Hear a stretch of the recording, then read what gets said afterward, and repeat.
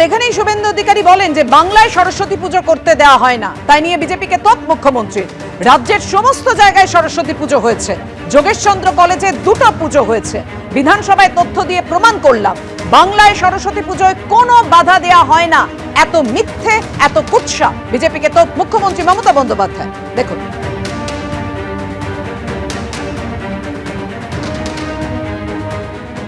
নাকি সরস্বতী পুজো করতে দেওয়া হয় না বাংলায়।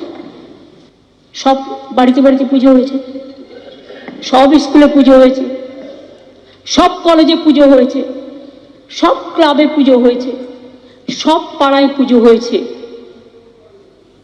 অন্তত 2 কোটি পরিবারও যদি ধরে নেন, মানে এক একটা পরিবারে যদি 3-4 জন থাকে এবং ক্লাব যদি ধরে নেন, 3-4 কোটি পুজো হয়েছে সরস্বতী পুজো।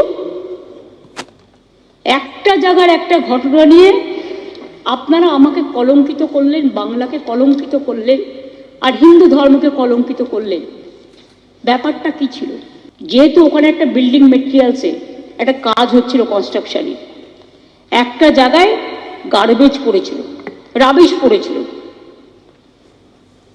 তাই ওরা বলেছিল গেটের সামনে না করে তোমরা একটু সরিয়ে নাও। ওরা গেটের ভেতরে করতে চেয়েছিল, তারপরে তো কোর্টেও যায়।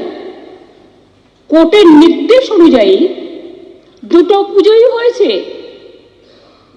যোগেশ চৌধুরীও হয়েছে, যোগেশ চৌধুরী ল কলেজও হয়েছে। এটা হচ্ছে যোগেশ চৌধুরী কলেজের, ল কলেজের সরস্বতী পুজোর ছবি।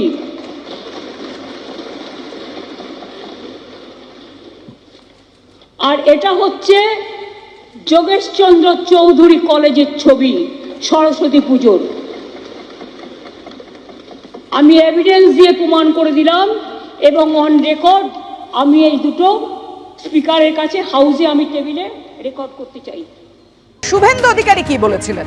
বাংলায় সরস্বতী পুজো করতেও আদালতে যেতে হয়, প্রতিবাদ করায় আমাদের সাসপেন্ড করা হয়েছে, মা সরস্বতীর অপমানের প্রতিবাদ করাই এই সাসপেনশন। দেখুন, এখানে একজন অধ্যক্ষ আছেন যার মেরুদণ্ড বাইরে খুলে রেখে এখানে এসে তিনি অধ্যক্ষের কাজ করেন। একটা চোখ বন্ধ থাকে, বাম দিকের চোখ বন্ধ থাকে আর ডান দিকটা খোলা থাকে।